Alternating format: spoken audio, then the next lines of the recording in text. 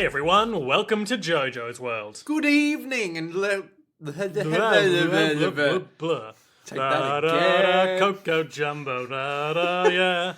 Mr. President. Put me up, put me down. My name's Liam S. Smith. I am one of your co-hosts. I'm Nick Ballantyne, the other one of the co-hosts. So, this is our JoJo's Bizarre Adventure recap and discussion podcast, JoJo's World, where we talk about JoJo's Bizarre Adventure one episode at a time until we are done, which will be in approximately 18 weeks, give or take. Oh. Let's say 4 for missed weeks. Let's just go ahead and say it will take us about 12 years. It'll take us about 6 months. Yes. No. A little shy of 6 months. I guess. And then what happens after that, Liam? What happens? The dark times. There's only Jojo. But we're not here to talk about the dark times today. We're here to talk about JoJo's Bizarre Adventure Part 5, Vento Oreo, Episode 21, The Mystery of King Crimson. Da da da da da. I'm loving it. Good choice. Which is, of course, the 134th episode of JoJo's Bizarre Adventure as a whole. 134. That's even. Yep. That's a good even number. That makes it the primest of numbers. It's the primest even number. Oh, Nick, Liam. what's the primest even number? Is it 2? It is 2. Great. Yeah. And also 134. No. And Not- also, no. this episode covers chapters 519 through 523 of the JoJo's Bizarre Adventure manga release. Nice. That's a number of chapters. That is a prime number of chapters. And I wasn't actually paying attention. How many is it? 519 to 523. 19, 20, 21, 22, 23. It's 5! That is a prime number. You heard it here first, folks. It's 5. 5 is a prime number. So, Nick, Yes. what do you want to talk about today? Well, I'm pretty chill talking about prime numbers if you're down for it. Sure, no, I don't want to do that ever. Oh, okay. Nick, do we have any Patreon acknowledgements today? Why, Liam, we do! Did you know that this episode is brought to you by the ever illustrious There's that word again. and willing William A. William A. William A? William A. If ever I've heard of one. Oh, that's the only thing I've got this time. Like every other one, we're like, we can come up with a pun, and then we never do. This is the worst one. It's like William Sometimes you spin off a bit of a golden improv, and sometimes you just say a name in a funny voice a few times. Isn't that right, William A? A. Yeah, William A. Of course, Will. Coming from the Latin will. Of course, William is a popular nickname for the root name Liam. Is it? No. Oh. In Well, fact, it's almost certainly the other way around. that's weird, because I know that I am is often a popular nickname for the root name Nick. That's nothing. What do you mean that's... You made the... Oh, okay. And of course, Will I Am is a popular nickname of a former member of the Black Eyed Peas. From the ancient Latin, of course. You know, there's many things to be said about the ancient Latin improv of Bill Burr, well-known Bill ancient... Burr Baggins. Yeah, well-known ancient Latin comedian and starlet of the times, So beautiful. who had the nickname William A. Did you know? And that's improv, folks. Usually not that great, but you still paid money for And it. that's why you'll know that William A, bit of a wisdom tip from me to you. Oh. That's right, one of Liam's patented wisdom tips. Trademark. I don't know what this is, so tell me as well. Just hit me with it. When your friend invites you to their improv show, say no. I saw... Don't be rude, but be blunt and firm. No, I am not coming to your improv show. It's the only way. I saw a really bad improv show the night of another one of our friends' birthdays. So, you know, real good Perth reference here. You know the Moon? Oh, I love the Moon. The Moon. Great place, good pizza. So, Yeah, we should probably establish that when Nick says, you know, the Moon, he's not talking about the moon. He's talking about a restaurant here in Perth, Western Australia. yeah. Well, it's not really a restaurant. It's more like a weird mesh It's a of- restaurant. Okay, it's a restaurant. It's explicitly a Be restaurant. blunt and firm. When you need to tell someone what the moon is, you say Or no. when you need to tell someone if something is or is not a restaurant. You say no, it is a restaurant. It's the only way. Yeah, we had to see a really bad improv show where they were pretending to be 3 of the Wiggles. But not the fourth. Not Jeff. Ah. Yeah, it was just the other 3. But Jeff less is the notable one. ones. Jeff is the one whose name people know. Exactly. And we all know why. Because he's lovable and adored by fans. I want to clarify that I do like improv, but Not the bad improv. not your friend's bad improv show that they make you come to. Yeah, there were a lot of people there who weren't laughing, but were very obviously smiling and nodding. And meanwhile, the 12 of us sitting in the middle of the room were like, what the fuck is this? Oof. Yeah, we didn't know there was an improv show that night, so it was bad. It was real bad. Jojo's Bizarre Adventure. The Mystery of Kring Kimson. The Mystery of Krangus Crampton. I don't know what that was, but you know what? We can go with it. The Mystery of Krang, the little brain guy from Ninja Turtles. He had to walk for the first time in his entire life with those tiny little brain legs that he's got. Mm-hmm. It didn't work. Oh no, poor Krang. How did he get into it? Into what? Into his, like, mechanized floaty suit thing. Let's ask the Shredder to do it for him. Did he? Shredder, pick me up! I want upsies! Yeah, but he's not like that fish from Earthworm Jim, who's all like, lift me, henchman, and then he gets carried around by his henchmen, you know? But he's just in the bowl. What did you think of this episode, Nick? I liked it. I liked this episode. Yep. I thought it was good. It was to the point. I was about to say it's firm, but that doesn't make any sense. It changed the game. Did it? I mean, it changed it a bit. It changed the status quo. I mean, yeah, we've now got other people coming for Yeah, us. now they're traitors. Now, they're definitely against the mob. Even though before they were only kind of against the mob. They were just morally against the mob while being Yeah. part of the mob. Now, They're not traitors. part of the mob. So how are they going to clean up? They'll just kill the rest of the mob. Ah. It's genius. If you're It's ever, the perfect crime. It's a victimless crime, really. yeah, if you're ever a victim of Crime. crime, just kill everyone that's doing the other crime. That's a patented Jojo's World wise word, or whatever that thing I said before was. You mean a tip? Is that what it is? Last time, we left off with Bruno Bucciarati abruptly having a hole put in his chest by a big fist. We pick up right where the action left off, where Narantia is eating all the chocolates on the boat. That fuck. Mister is then being like, hey, don't eat all the chocolates, you little shit. Meanwhile, Giorno Giovanna has his mind on the mission, being like, ah yes, the brooch is moving from the top of the tower to the charnel house. Bruno must... Isn't it carnal? I doubt it, But it's in Italy, so it's a CH. but I think that's a translated word. I don't know. Charnel? Charnel house. Charnel? A vault or building where human skeletal remains are stored, often built near churches for depositing bones that are unearthed while digging graves. Feels like that's a result of poor graveyard planning if you're unearthing the bones while digging the graves. Or maybe that's exactly how it has always been and we never knew. So hang on. Is it carnal or Let me get charnel? this straight. Yes. You dig in the grave for the fresh body you have. Uh-huh. You unearth the bones. You've got a grave there, Yeah. But it's not for them, it's for someone else. but occupied. What? Yeah, by the new person, not this fuck. Oh, He's already dead. Just all this ridiculous gentrification of the funerary grounds.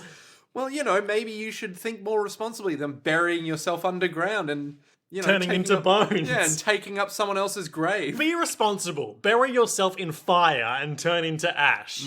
And only then will we then go, oh, this guy's taking up so much space with his ash. How do we pronounce it? Come on. Charnel Damn it, it's charnel. house. The charnel house. Wait, but you didn't go for He's the... moving into the charnel house. The charnel house. Charnel house. So, meanwhile, Fugo's like, excuse me, Giorno, could you please pan me that water over there? And Jono's all like, I guess. Also, Giorno, you should stay on the boat. We were told to stay on the boat, and we'll never disobey our orders. Jono's all like, do what I want. I'm off the boat. Whatever. I'm just hanging out here on the steps like a real cool guy with my laptop. Yep. He's tracking Bruno. He's all like, He must have gone downstairs into the charnel house. Yes. And he's like, let me Google that. Is it charnel or carnal? Yeah. Hang on, UK pronunciation, charnel. Ah, yes. Now that I've wasted that time, have some water. There's a sound of building tension. It reaches the crescendo. And all the chocolates are gone, and Naranchi is like, you took all the chocolates, mister, unaware in that very moment that his mouth is stuffed full of delicious chocolates. My God, Mister then points out his hypocrisy to him. And I really like that like rapturous face that he makes. Or just like but how did I get the Such chocolate? sweet chocolates in my mouth. Oh. But he never knew. And then Fugo's got the water, and he's like, glug, glug, glug, glug. I didn't thank you for the water. And Giorno's like, huh? I never gave you the water. And Giorno looks down on his body, and there's like cat paw prints all over him now. Because we'd seen some cats in a shop previously, and without us being aware of it, they passed over his body. How? How? How is such a thing possible? And then Giorno looks at the camera, and he's superimposed on the scene, and he says, something's bizarre. The greatest piece of dialogue to ever hit Western screens since... Train pulling into the station. Yeah, that's fair. I was going to say I can even lift this boulder, but you know what? No, we've moved on. So he's like, something odd's going on. And then Abakio is like, hey, Giorno, you're not meant to be on the land. You're meant to be on the boat. You fucker. I would never get off the boat. Abakio's off the boat with his hand on the shoulder. He's like, well, this is awkward now, isn't it? Oh, I'm a hypocrite. Oh, no. Something strange is going on. I, Giorno Giovanna, better pull out my cell phone, call my friend Bruno, and run towards the church. Cut 2. Big hole through Bruno's chest. He's fine. He'll live. It'll be great. He's remarkably in control of himself for having something so traumatic start to happen. Because what does he do with that big hole in his chest? He just kind of retaliates. Well, he does that one thing that he always does with everything, which is put a zip on it. And he zips up either side of that hole, thereby trapping that arm in his chest, restricting the boss's movement and allowing him to strike back. The boss is like, he's trapped me. With zips. But the fool, I'm more powerful than him still. Oh, I've got time powers. So he then time powers out of it. Yep. So he activates, and we see from his perspective the activation of King Crimson. Dun, dun, dun, dun. Wait, no, that's Iron Man. Great, wonderful. I was going to try and do 21st century Schizoid Man, Liam. 21st century. Why wouldn't you do in the Man. Court of the Crimson King? Shit! Like we talked about last week. Shit! That's a good point. Everything goes sort of like black background with red outlines. And in the moment he activates it, we also see like the ground and the scenery like split and fall away into time. And he's all like, yes, I've ascended beyond the need for thinking. And there's lots of like, I've written down lots of after images and before images. And I think that's an accurate description. It really is. So basically Zipper Man, Sticky fingers. thank you, is coming out to try and punch King Crimson. Yep. And we see like red outlines of where the fist is actually going to go. Yep. And then the normal, like, regular image of blue Zipper Man. Go on. Oh, damn it. Actually meets up precisely where the red before images were. Whoa. And King I've Crimson... seen your attack in the future. The time disappears and no one remembers the moments they made within the erased time. Why, all that remains is the results. A flame that's been extinguished doesn't even remember the moment it went out. I am the only one who can react to these movements. Anyway, the punch misses, and then he does a big karate chop down Bruno's chest, down to like his heart from his Oh, shoulder. a bit further than his heart. It came down to, like, his kidneys. Yeah. And it's, like, right through his left shoulder, all the way down to his kidney. Down that flank. Right down there. He could be a piece of, like, cut-up beef now. Like, he's missing You know, so I much. always thought Bruno was a piece of cut-up beef, if you know what I'm saying. No, I don't, because that's... What? I'm sorry? Yep, so Bruno's in a bad way, and the boss is like, Bruno Bucciarati. Everyone goes through their ups and downs. You went up, and now I chop you down. Yeah. But I know the future. I can see the future with my special powers. And when I can do that, nothing can ever touch me. I'm the boss. Who's the boss? I'm the boss. The boss. Trademark. I've got 2 faces and then a stand. 2 faces, like my favorite Batman villain. Two-Face. We already went over this We when talked we were about watching. this during the episode. So he has 1 face, Who does? 2 face, Yeah, Two-Face has 1 face. but it's just 2 halves of a face. Yeah. So they ought to call him One Face. Yeah. Because he's got 1 face. And 2 halves of 1 face equals 1 face. Exactly. Hi, Batman, I'm One Face. Flip my coin. Yep, my coin has 1 head face on it. And what about the other side? They also call me One Tail. Because of how I have a tail, I'm Two-Face. Liam, are you okay? Are you doing all I'm right? having a great time. I was just thinking, if he's now called One Face instead of Two Face, it's like, yeah, my lucky one-sided coin. Ding! It never lands because that's it only right. has 1 side. No, I was going to say it's a ball. Ah, Yeah, if it lands outside up, well, my would you look at that? non-Euclidean coin with 1 face. But how do you throw it up? That's the beauty of it. I throw it forwards through time. What? But I don't remember that happening. Was this your card? Wow. Are you My like credit card. Are you like that magician, Two Face? That's right, I'm Two-Face. I'm One Face. The One Face. crime-committing magician with a tail. So called because of the 2 halves of the face that I have, and not any of my other distinguishing features. Two Face just walks up and goes, "There can only be one Two Face in this town." He's like, "No, I'm One Face." Well, that's perfectly reasonable then. Ding! The coin agrees.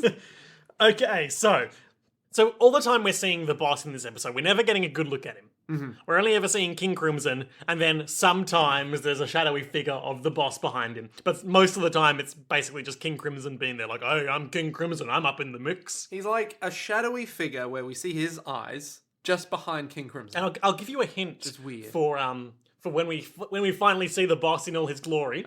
His silhouette would not look like that. Oh, okay. He's got some dramatic accents that would have been present in that silhouette. Okay, all right. Bit of fun. All right. Maybe, is it just because of clothing? It's just or- that shadowy. Oh, shit. But is it just clothes or is it... You'll see. You'll see. You'll all see. He glowers down at Trish, being like, "Yes, Trish, now that I look at you, I can tell we indeed are related. Which means if you were to look at me, you could tell the same thing. So, gonna have to kill you." Mirroring how back when, in the climax of JoJo's Bizarre Adventure Part 3 Stardust Crusaders, Jotaro and Dio and Joseph could all kind of sense each other because of bloodlines and shit. Just like in real life. It is You just see like your in real dad, life. who you've never met before, across a crowded room and be like, "That's my dad." He looks like me. He smells like me. I can tell he's approximately 100 meters ahead of me through our blood link. Through your blood link. Yeah, Yes, we share the same veins. See? And it's just veins. it's true. It is just veins. It's just veins. Yep. Man, that'd be a terrible twist in like a Twilight Zone episode where it's like, but how Literal bloodlines. Literal That's bloodlines. gross. I don't like thinking about that. And it's like, but how did you know I was here? Lifts arm. You see the veins coming out my arm? Now look at your arm. What? How did I not know about this? I'm 31 years old. But Bruno's still at it. He's like dragging himself up, being like, "Ugh, I'm Bruno." Now, I was amazed that he could A, move his arm, B, Move at all. move at all, and C, keep that part of his body from like falling off. Gosh, if only he had access to some sort of connective mechanism. Some sort of, maybe some sort of, like, interlocking series of metal teeth that could hold a thing together. Oh, like a nut and bolt. Yeah, sure. Yeah. That's why they call them Bolt Dude instead of Zipper Man. Bolt Dude. There's a really good sound effect here. Is it? Hang on, can I try and remember what it is? Yep. So I distinctly remember the start of it was dog, and I went, dog? Is it like doggyun? Dogyun. What is doggyun? It's like a big booming sound effect. But what is that? We've encountered Dogyun before in JoJo's Bizarre Adventure. Have we? Yeah. Oh. I'm 90% certain of that. Okay, fair enough. As, whoa, something strange happens, we also hear a verbal, not visual sound effect as we hear the Gold Experience sound. That sort of tinkling sound, which means something's being imbued with life. Yeah. That sound. Perfect. Thank you. Perfect rendition. Thank I'm you. sure that definitely got picked up by the microphone. And if it didn't, then fuck all y'all. Yeah. As what happens? Why the brooch, which was imbued with life and turned into a tracking device, sucks the boss into it, and Bruno is like, oh yes, of course. Giorno must have implanted some of the turtle's cells into the brooch, giving it the turtle stand, thereby, in this moment when he activates his power, creating a new second Coco Jumbo, which sucked the boss into it, interrupting what assuredly would have been a fatal attack. Yes. Sure. So stupid. Now there's just two turtles. Now there's double turtle action. But what's this one's name? Does it have a name? No. Well, what kind of travesty is that? This turtle never appears again. Not even in this episode. Well, briefly. Does it? It's banished, and then it never comes back. Wait, it's banished? Yeah, because Bruno drags himself up. He's like, oh man, he's got future powers, see the future, erase the future. Troubling. But I have zips. Pulls a zip out under that turtle, banishes that turtle to the sewers, where it and the boss float away. That's right. I forgot that. And the turtle's all like, I'm a turtle. this is not my natural habitat. Oh, I don't know about that, Nick. You really think that the turtles live in the sewers? Yeah. What else should they do? Learn kung fu? Ninjutsu! Ugh. And only a rat can teach them. No, only a mutant rat can teach them. Well, it depends how you want to slice that, depending on the particular Ninja Turtles continuity we're talking about, in which Master Splinter could either be a giant rat mutated to be giant and bipedal and intelligent, or Yep. alternatively, in some tellings of it, in some tellings of the Ninja Turtles myth, a regular-sized person mutated to be all rat-like. The Ninja Turtle myth. Yeah, the modern myth of the Ninja Turtles. Could you imagine, like, what's the, you know those stained glass windows? In churches and such? Yeah, that are, like, really detailed Yeah. and, like, very specific lines that make it look all And there's regal. like scenes from the Bible in them. Yeah. So imagine that, but just Ninja Turtles. It's that, but it's when atop the Foot Clan tower, Leonardo wielded a magic sword with a glove and leapt through the air and cut off the Shredder's head. And lo, beholden was the Shredder. For Splint, the Rat King, was saved. Oh, no, it's Splinter. No, it's Splinter! Liam, I feel like a heretic. Cool. Yep. And then they all had a big pizza party. Cowabunga, dudes. Would that make... Do you reckon if we started the Church of the Mutant Turtle... We get sued. No, but if we just started... Oh, but we have religious exemptions. Exactly, right? So, every Saturday, I would say Saturday morning. Every Saturday morning, you The come best into time church. to watch cartoons. Yep, you come into church, which is obviously in the sewers. Yeah, of course. And you get free pizza because it is the holy food. Nothing like snacking down on a delicious slice of takeout pizza in a sewer. Man, you know what? That sounds like a pretty good life. And then, at the end of the day, we give everyone a pet rat. Bruno banishes the boss to the sewer and starts dragging himself and Trish up the stairs, but then the boss is back, and the boss is back, baby, and he's back. sitting on the stairs all casual and sexy. And he's all like, yeah, you do realize I can see into the future. Yeah, I'm back. I'm the boss. I'm invincible. Like, what were you expecting here, buddy? There must be another traitor, because you don't have the power to do that. The newbie, Giorno Giovanna. I know his name, I'm the boss. Because he hired him. He must have joined intending to betray me all along. What? He perverted you to his cause, Bruno Bucciarati. I'm so disappointed in you. You, like so many mutant turtles, have disappointed me. Speak on that. Well, you know when you grow up and you go... I haven't done that yet. No, that's fair. I was about to go, wait, that doesn't make any sense. You know when you grow up and you realize that turtles don't live in sewers? They live in swamps and shit. Yeah. And the ocean. So you'd need to mutate that, like, little turtle pretty hard to make him live in a sewer. They were mutated pretty hard. They were. But I've never seen a mutated turtle before. Or since. It just disappoints me. It's just... And of course, Casey Jones is up in the mix. Isn't Casey Jones' power just that he wears a hockey mask and beats He's people? just like a street tough. He doesn't Yeah. have power. He knows what he's about. Yeah. Gungala is what he says. What does that mean? Nothing. Excellent choice. Then you've got, what's her face? April O'Neil. April O'Neil. Always famous reporter, or in some continuities, psychic teen. Why psychic? It's cool. Yeah, that's fair. Was she mutated? No. Was she experimented on? Oh, when she has psychic powers? Yeah. I don't know. Don't really watch that show. New continuity. She has psychic powers. She has sidekick powers. She has sidekick powers. She's really... Oh, no, all the Ninja Turtles have sidekick powers because they're really good at doing sidekicks. Oh. Have I ruined the bit now? Can we keep going? The boss is back. He's going to kill Bruno. He's like... No, he's going to kill Trish. And he's like, Bruno, just give up and die peacefully with a massive side wound. Yep. You won't reach the first floor, but you'll die. So that works for me. So then Bruno's all like, I know the one trick that you don't want me to know, which is that I know that you know that I know time powers. I know that you know exactly what I'm gonna do. So what I'm gonna do is do something so elaborate you could never possibly foresee what it is I'm doing. Because it's ridiculous. I'm Bruno. Remember how I was thinking about this a lot the last couple of days. Mm-hmm.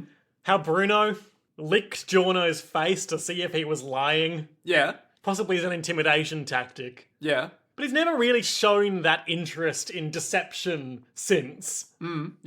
Yep, okay. I was just thinking about that. A salient issue, I would say, seeing as the boss's whole regime is built around deception vis-a-vis his identity. Yeah, but we know that he can have time powers. And we know that he's That's not what I was questioning. Yeah, but he doesn't need to test for deception, does he? If he knows that he has time powers. And then he's all like, well, he's But telling his the truth. identity. The boss. Who is he? I mean, he's probably Dio. Ah. Yeah, there you go. Reformed. Yoshikage Kira. If he's Yoshikage He's Kira. not Yoshikage Kira. I want to talk about this a bit more when we learn more about the boss. Okay. But my read, much like everything in part 5, is that it's very referential thematically to previous JoJo parts, and that the boss represents the combination of Dio and Kira's ethoses. You mean Ethai? Ethoses? Ithlum. Ithaca. Ithaca. What do you think about that? Ithaca? No, the thing that I said. Oh, no, I don't know, because I haven't met who the Yeah. boss is yet. So it's kind of hard to be like, yeah, I agree, when I'm like, oh, he has time powers.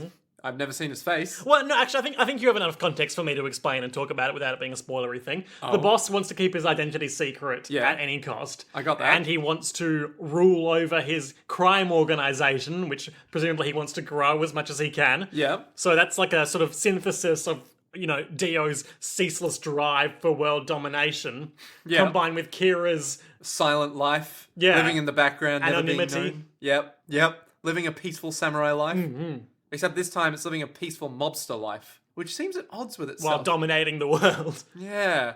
But he doesn't want to dominate the world, does he? Set your sights high, boss. Keep the crime syndicate going Crime as far as it syndicate- can. It's gonna grow, I mean, true. Urban development does lend itself better to crime than it does lawful action. Truly a modern take on society's downfall. Okay, let's keep going. JoJo's Bizarre Adventure. Seeing as we kind of lost our steam with the recap, let's just do a quick JoJo Vele commentary on King Crimson. Okay. I'm only sharing the first half of it because the second half is spoilery about the boss's identity. Mad spoils. Is his identity special in some way? Like linked to someone? or Not is it- really. He's just a guy. Okay. Alright. But he's got backstory. Oh. Such backstory, the likes of which you could never dream of. Not really a huge fan of him, to be honest. He woke up one day and said, I want to shoot this guy. So he did. King Crimson by Hirohiko Araki. Hit me with it. It was shocking how, in the movie Total Recall, there was a guy with an extra face on his belly, with its own personality. And then the second half of that sentence is a note about the boss's visual design. Okay. Not the stand, the boss himself. What? How does that... Okay, So, sure. vis-a-vis King Crimson, Yeah. it was shocking how in the movie Total Recall, there was a guy with an extra face on his belly, with its own personality. Okay, alright. Now I'm just thinking that the boss's stand is like overpowering So- the boss. We're going to return to this note when we have full context for it, I think. Okay. Because there is more to talk about here. Yeah. Than just... It was a shame in the Total Recall movie how there was a man It was a shame. Oh, such a shame that man had shame. another face in his belly with its own personality. No, there's more to talk about here in terms of things we learn about the boss in the future. So we'll come back to it then. But I think it is interesting how so much of the note is devoted to talking about the boss himself, not the stand, because the line, I think more than any other recurring significant stand user we meet, is blurred between them, in that, the figure of the boss is just this shadowy figure behind the stand there, and it's a resplendent glory, which moves its mouth and vocalizes the speech. Which is really weird, given that we haven't really had other stands do that. We've had, some, for instance, part 3 enemy stands where we couldn't find the stand user, like that magician. Genie. The genie? Yeah. Oh, yeah, the genie! True. And, the weird thing that grew out of Joseph's arm. Echoes Act 3. Echoes Act 3. But it's never been like a sentient stand, so much as, I'm just doing my job, This one's really talking.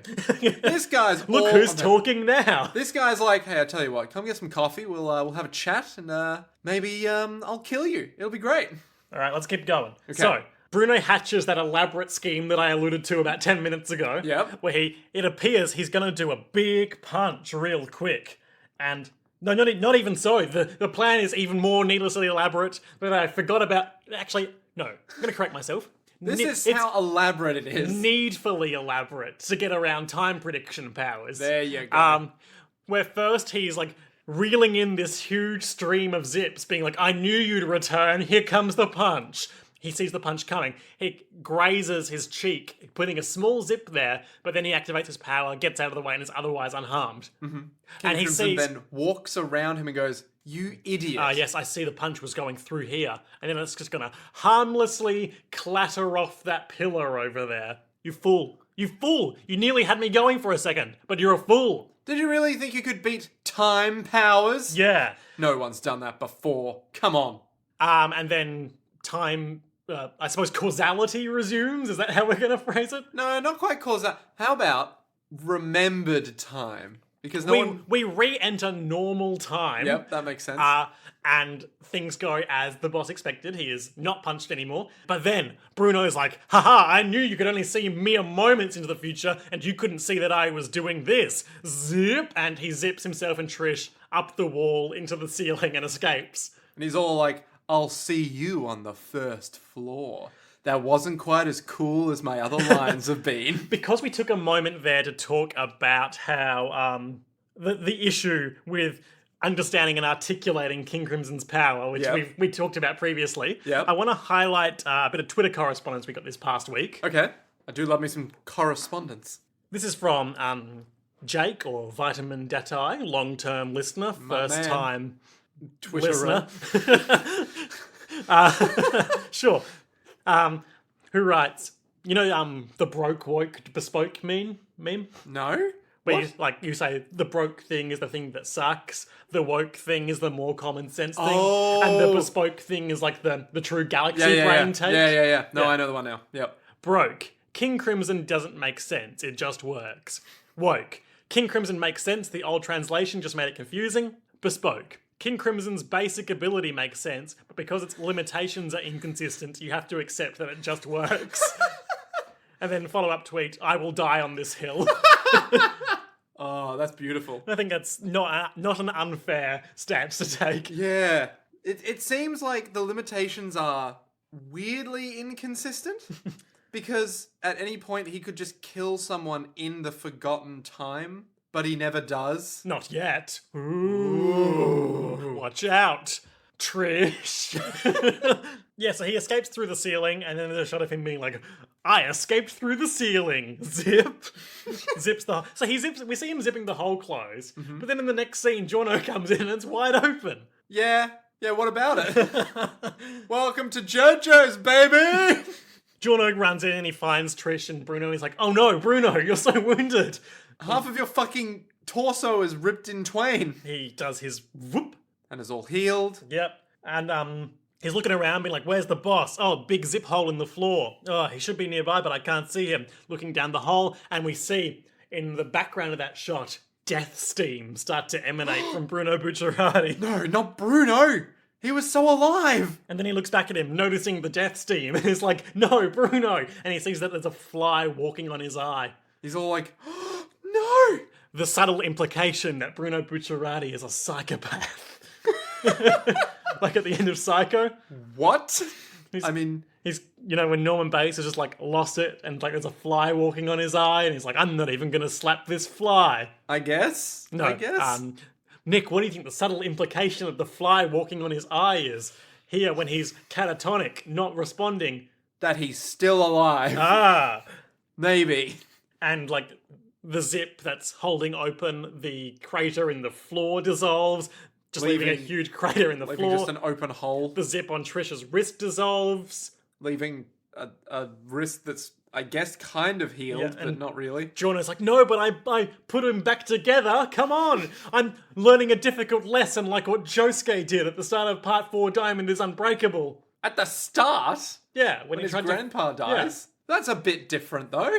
He knew his grandpa for years. Maybe his whole life. He only knew Bruno for like 3 days. Not the lesson I'm trying to impart here. Oh, okay, alright. What is the lesson then? You can't bring back the dead. You can't. Or can you? Because then he's leaning over the body of Bruno Bucciarati, and then Bruno's ghost appears behind him and is like, Giorno, you gotta run. Go get the others. And then sort of like shoots forward and disappears. And then Giorno turns around. It's like, what? And then Bruno's body wakes up and is like, I said you gotta go get the others. Weren't you listening, you dumb shit? Were you listening to my ghost? Come on, let's go. Nick, what do you think's going on there? I have a lot of theories, Liam. I have a lot of theories. Give me 3. He's a zombie now. Yep. He did die, and now Giorno has reanimated him using Golden Wind, but he's not Bruno. He's just like, quote-unquote Bruno. He's like the mechanical meat of Bruno without the true soul of him. Exactly. So Bruno's ghost is all the way over there, just ascending to Italian heaven, which, as we all know, is a restaurant that serves the best food in the world. It's called Italian heaven. It's called Italian heaven. That feels a bit on the nose. I could make so many jokes about that line. But anyway, because Italy is a restaurant with people in it. Mm-hmm.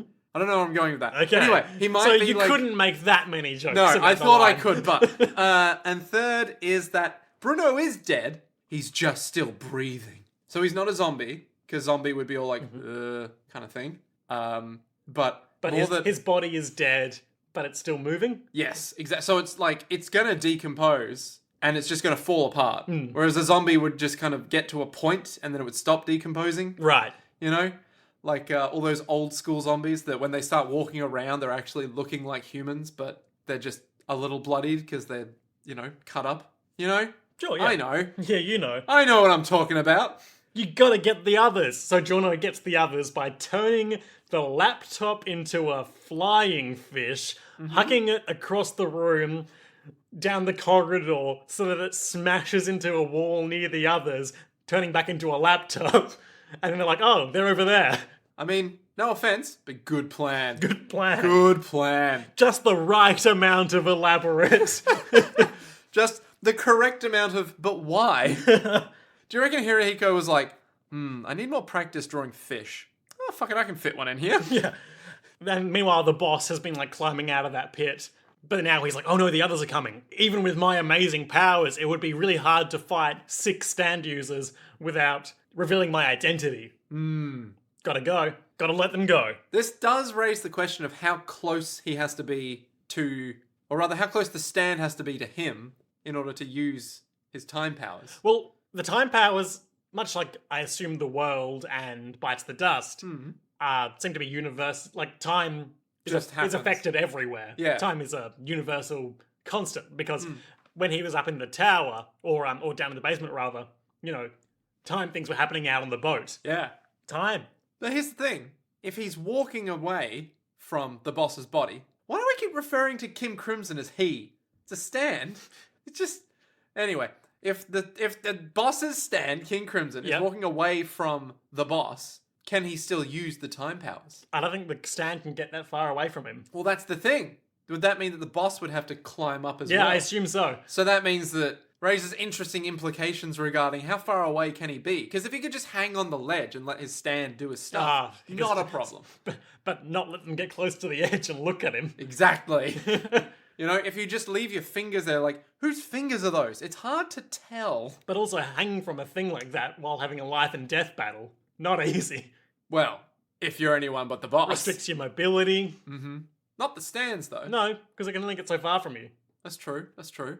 Yeah, okay. Not a good tactical move, Nick. Unless you stop time. Unless you skip time. Yeah. I wonder what's stopping him from just constantly skipping Just to time. mess with them. Yeah. Try and get anything done now, assholes. Voop, voop, voop. They're like, wait, but we were here not more than a moment ago. Why do we keep moving?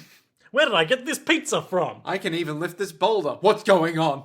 So they're all like, okay, we gotta get out of here, the boss. And the boss is like, I'll let you escape, but you'll never leave Venice. Weird choice, but okay. So they have to stay in Venice forever. Oh no. What a shame. So they get back out the front with everyone else and they're like, wow, why have we still got Trish? Why are you so injured? What's going on? We're so confused. And Bruno's all like, well, boys, I have a dream.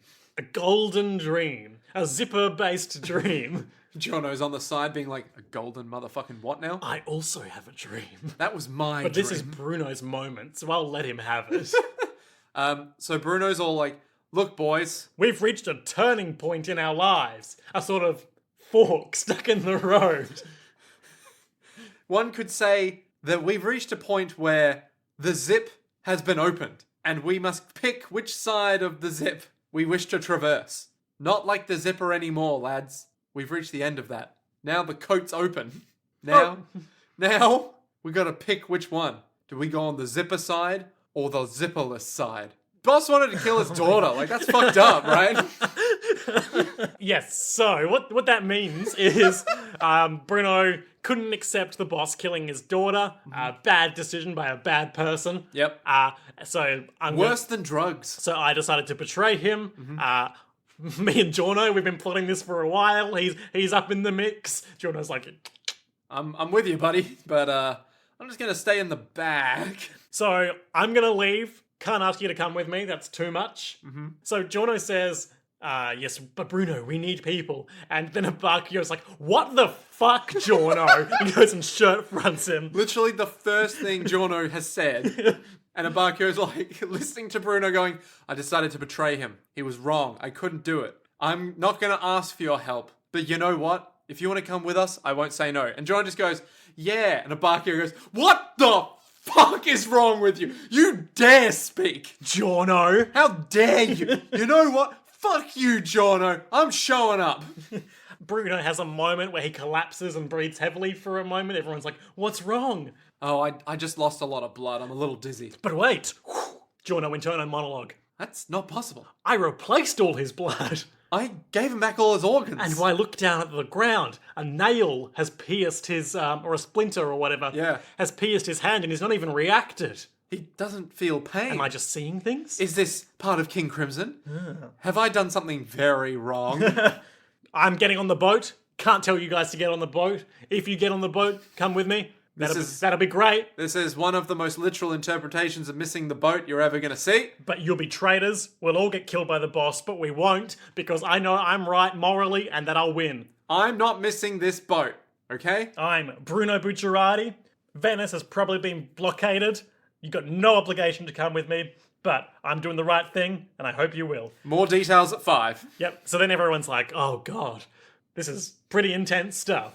Well, I guess none of us are gonna come with you. Fugo takes the lead as the opposing viewpoint. He's like, how could you be so emotional? How could you do this to us? Yeah. Yeah, Jono. Abakio takes a walk and sits on that little thing, the little thing that you tie on a boat to the dock with. The rope holder. Yeah. The thing that you tie the boat onto at the jetty. Yeah. Yeah.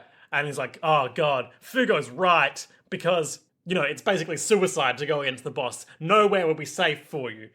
It's ridiculous. And more to the point, I pledge my loyalty to the organization, not to you. So it's ridiculous for you to expect us to come with you. I'm coming with you. You're what? He's like, oh, I only ever felt at ease when I was near you, Bruno. I see. weird flex, but Well- okay. A lot of strong homoerotic overtones Yeah, here. yeah. It's good. Until that Giorno Giovanna came between us. You know what? You're saying a lot of shit about his golden dream. Let me remind you about my very grey, muted dream. Fugo's incredulous that Abakio's in, then Mister's like, yeah, fuck it, I don't care. I'll come with Yeah, you. he's pretty easygoing about the whole thing. Like, oh, yeah, Bruno's pretty cool. Yeah, he's like, yeah, Bruno, yeah. And then he gets real close to Giorno. He's like, you know, Bruno's pretty great. Yeah, he's gonna make me a capo when we win this, I'm pretty sure. Pretty smart, isn't it? Ah, Anyway, see you later. I'm Mr. Tap Nose. What the? Wait a minute. The tap nose happens after he says, I'm Mister. Yeah. No, don't tell anyone. Giorno's like, you are Mister. What are you talking about? It's like, yeah, I'm Mister. Mr. looks back and is like, what now, Fugo? And Fugo's all like, no, still no. Meanwhile, Narantia has been totally unresponsive and is like sweating up a storm. And he's all like, I don't know what to do. I don't know what to do. What do I do? Tell me what to do. Bruno, what do I do? I can't tell you what to do, Narantia. You need to self-actualize in this moment. But I'm very bad at that. Look, Abakio and Mister and Giorno and me, we're all self-actualized. We're making our own decisions as individuals now, not just doing the bidding of a shadowy crime organization. Can you do it, Narantia?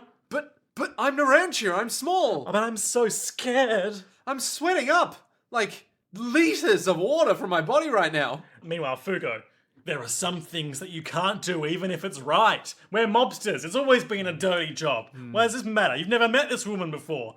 Anyway, boat's leaving. Bye. Narantia keeps going, oh God, I'm so scared. I'm so scared. Narantia sees unconscious Trish dripping wrist blood over the boat and is like, the wrist blood. Themes. She was abandoned. We were abandoned. I was abandoned. We were all abandoned by society. Oh my god, themes. I'm making fun of this, but I really do like this little... I had a very sort of clear image for a moment of the musical adaptation of this, where... Because you've got Narantia talking about, like, people being abandoned and how they need to come together as a result of it. Yeah. Meanwhile, Fugo doing the counter melody, he's doing his own little monologue about how, like, this is just some woman you've barely met. It doesn't even matter. Why would you ever team up with a traitor? You don't even know what kind of music she likes. Yeah. It reminded me of, like, you know, Confrontation in Les Mis? Yes? A song like that where they're singing over each other. Yeah, with, like, yeah. two opposing viewpoints. Yes. Yeah, I'm just imagining that. That'd be super cool. If someone wants to make that, I wouldn't be against it. So on the boat, they're like, well, we're leaving. Gonna put Trish in the turtle. Wait, Bruno, look! And Narantia is just swimming. He's not, no, you're wrong. What? He's not just swimming. He's swimming and yelling at the top of his lungs about themes. He's doing that anime thing. He's a powerful swimmer.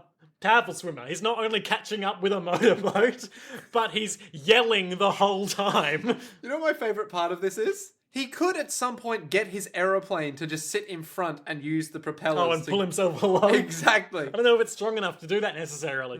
Maybe. Every bit would help though. Yeah, Kickboard. exactly.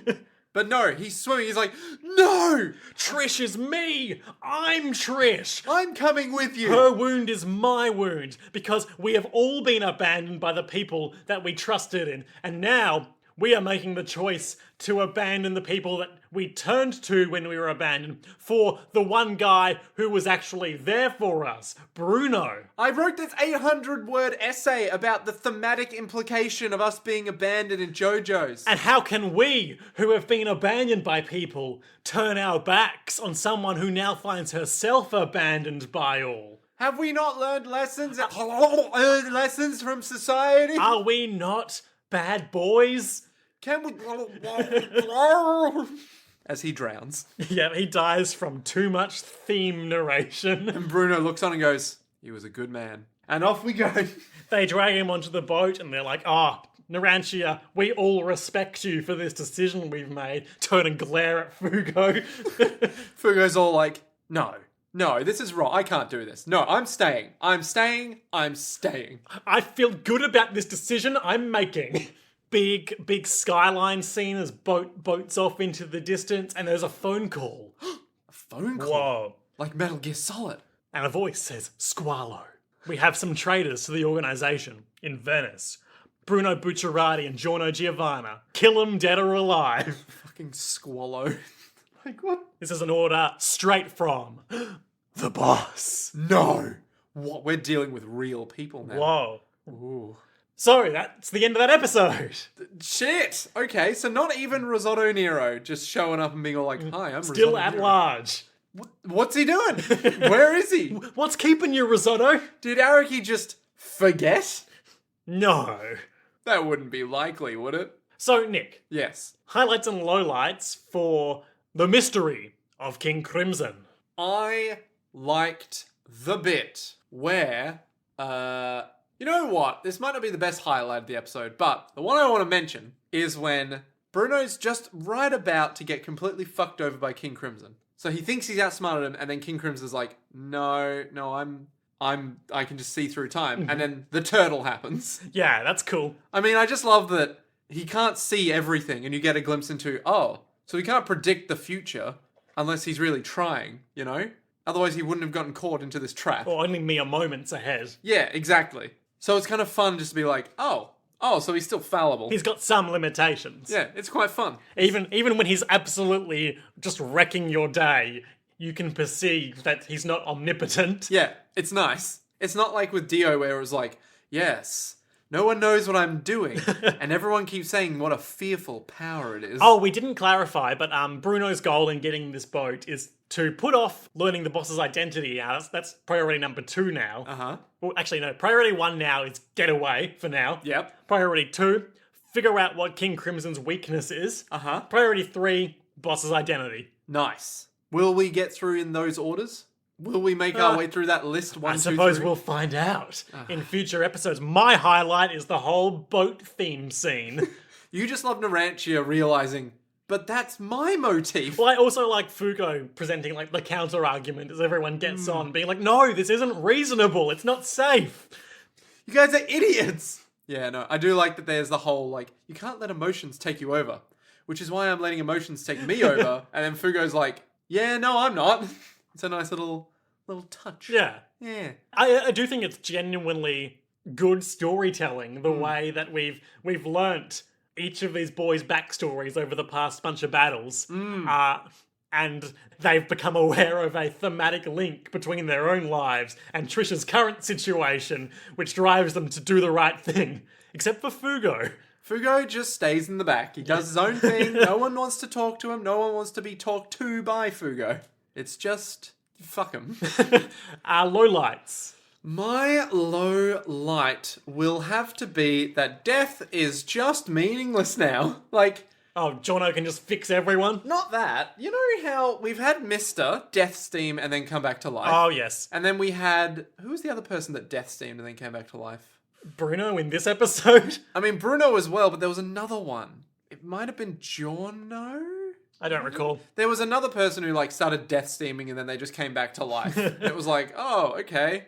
So now all these little The kids- established visual language of the series is being turned on its head. Exactly. It's just like, oh, so that we established that they die and then they're not dead. Not to give too much away, but as you've almost Already- certainly figured out, Yes. there's more going on with the Bruno death steam in this situation. Yeah, but it's just a bit like, oh, well, we could have killed him and it would have been a pivotal moment. But, yeah. But we've got a lot of chapters left, and he's a cool boy. Yeah, he's marketable, so keep him alive. It's kind of like how... I don't know, did you ever see Venom? No. I didn't either. Cool. But End of story. But I've watched some of it, and it is terrible, right? Because, like, there's no consistency in what's going on. Like, things like when someone is, like, being told, oh, Venom has control of his body. He's, like, totally got control. Like, Venom is like, oh, I've got you now. I'm inside you. I can do what I want with you. And then later on, he's like, Eddie, don't do that. Stop. Stop. I can't control you. And you're like, well, which one is it? Is he in control or not in control? Is Bruno dead or not dead? I need hard, clear lines. I haven't seen the movie, but I feel like the thing with Venom is probably much like the underlying theme of Star Wars Episode 1, The Phantom Menace. A brilliant masterpiece. They develop a symbiosis and learn to work in concert. Oh, sure. And therefore become greater than the sum of their parts. Well, no, the problem is that if Venom clearly establishes I can take you over whenever I want, and then can't. But is that not part of the developing dynamic between the two of them? No. We haven't seen the movie. We can't say. I mean, we could do a bonus ep about it, but we probably won't. Actually, no, you know what? I would watch it just to be like, oh, it's terrible. Let's watch it. Lowlights. That was your lowlight. What was mine? Yeah, what's your low light? My low light is the... hard one. Good app. It is a pretty fucking good app. It's got a lot of solid moments in there as well. I think my low light is probably the... I really liked the throw him into the sewer with the turtle gambit. Yeah. And it's a shame it just was entirely ineffectual and he was just immediately back. Well, but I like that, because it's just... It doesn't establish his bona fides as a threat. No, but at the same time, you kind of go, okay, we chuck him in the sewer, yay, it worked, but then he's like, no, I just told you I can see But into how the did future. he get out of the sewer? Was he already out of the turtle Yeah, by he was the time already- the turtle was chucked into the sewer? Yeah, he was just waiting in the darkness. He's a shadowy figure. It's what he does. He had to pose at the top of the stairs. That takes time and effort, Liam. Time. Can't remember. Although I do like this might be a weird observation, but I do like that the power of the boss lends itself to this animated medium more than like pages. Yeah, I think it is easier to see what's going on here in a No, but it's kind in of a like non-static medium. I was going to say it would be Dynamic harder. medium. It would be harder to say, oh, they're just cutting away, as opposed to, oh, the time power happened, because at any point, any discontinuities could either be, there was a discontinuity there, or, there was a discontinuity there. Oh, you know? Didn't 100% track that, but sure. Like, you know, it's the difference between when you're reading the book, the book? Anime. When you're reading the junior novelization of JoJo's Bizarre Adventure Part 5. Thank you. When you're reading the manga, that's the word I was going for. When you're reading the manga, you can clearly see, he was there, he is now there, time shit has happened. In this, at any moment, you're going to have to cut to different frames in motion. So as soon as they do any cut, it gives you an opportunity to just mess with the viewer's head. Right. Because they aren't looking at a page going, But if they did it all in one take, like the opening of Gravity. I haven't seen Gravity, but I have seen Birdman. Well, that was just a joke about the fact that it's animated. Oh, I see now. So, Nick, Yes. the game has changed. The gambit has been We are pulled no off. longer defending the boss's daughter from the Hitman team, though Risotto Nero remains at large. Who is he? Or rather, what is he? They have turned on the boss. Yep, they have. He's... And Passione as a whole. Yes, he's called some big boys in to deal with them. Squallow.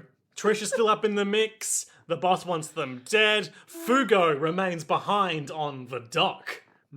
What will happen next time on JoJo's Bizarre Adventure Vento Oreo in the episode entitled Determination? What? Determination.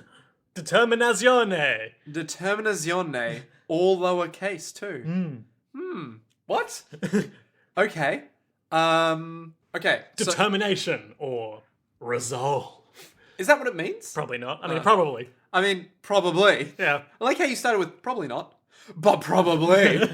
Well, I'd like to think that it does mean But determination. especially bards.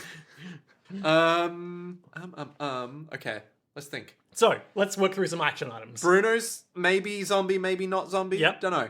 So I reckon Jono's going to have a moment of, that's a bit weird, but it's not going to get touched on. Yeah, come back later. Yep.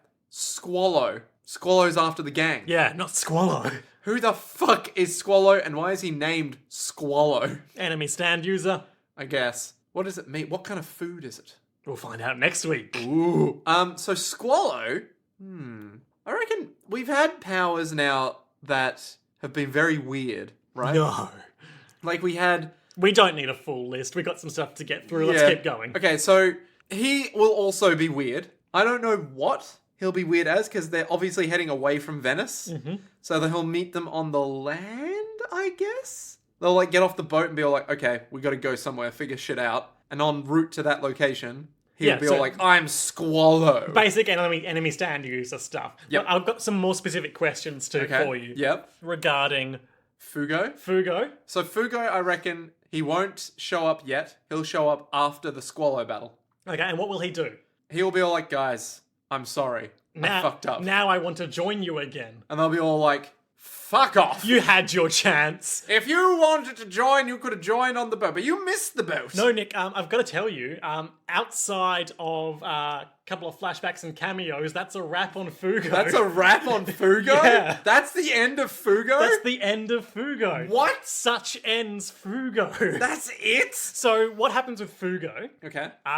He couldn't bring himself to turn against the boss and betray the organization. Mm-hmm. I've got a bit of an interview quote which I'll get to in a sec regarding that. Okay. But the story of Fugo after this decision is played out in the novel I referred to last week. The one that's semi-canon. Takes place 6 months after the rest of Golden Wind. Yep. Entitled Purple Haze Feedback. There you go. Yeah.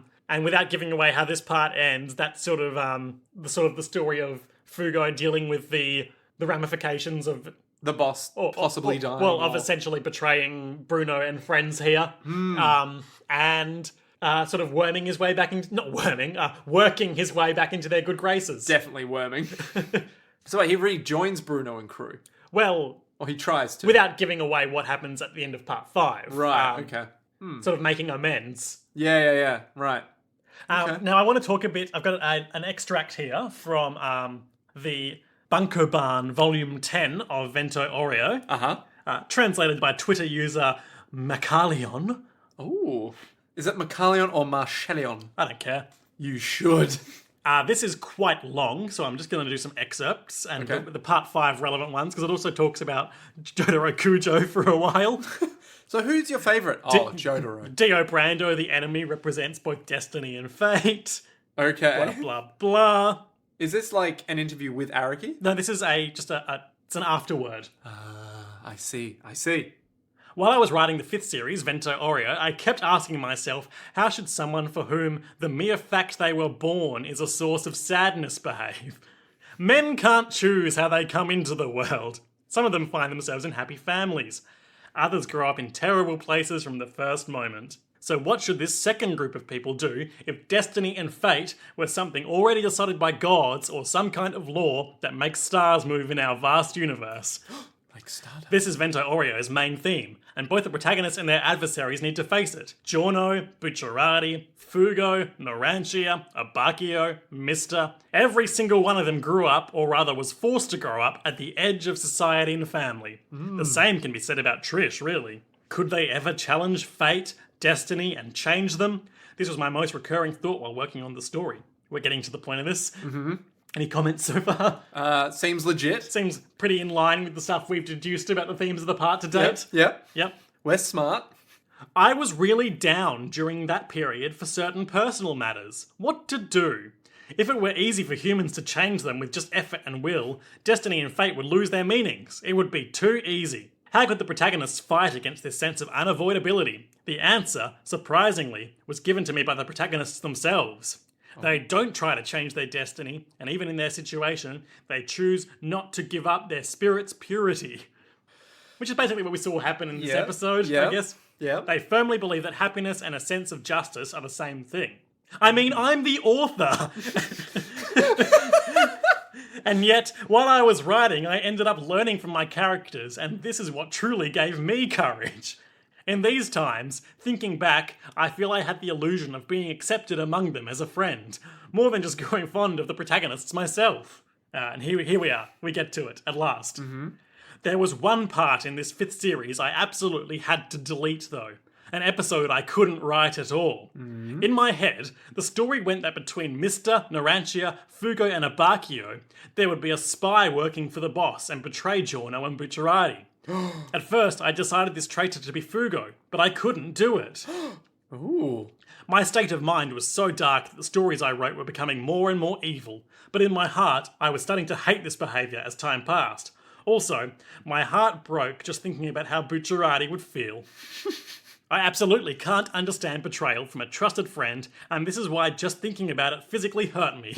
This sounds like he got a bit too involved in his thought process. It's very real to him. Yes. I would have accepted any criticism saying that I hadn't had the guts to do it as an author, but I assure you, I couldn't write that episode no matter what. Maybe Giorno would have had to kill Fugo then, and I'm sure this would have given a really bad impression to my youngest readers. This is what lays behind that farewell scene in Venezia. With the publication of Vento Aurio's novel then, I was able to have a story written about how Fugo would continue to help his companions from inside the organisation. Ah, there you go. To conclude, allow me to say something to my characters. Thank you. You are the golden wind that blows during the most difficult and sad moments. Hot damn, Araki. So ended up reading a bit more of that than I expected to. You got very connected to that. Yeah. So that's a wrap on Fugo. That's it for Fugo. Yeah. What the hell, man? He was there, and then he was gone. Then he was there, and he didn't want to be a sad trader boy. So he just wrote him out. Yep. God damn. So he's just gone. He's just in the organization forever, but just gone. Yep. Not in the story in a meaningful way anymore. Will we ever see him, but Yes. Okay. Will we see him working, for the organization later? We'll have to find out, won't we? I guess we will. Alright, let's wrap it up. Okay. Jojo's World. To be continued.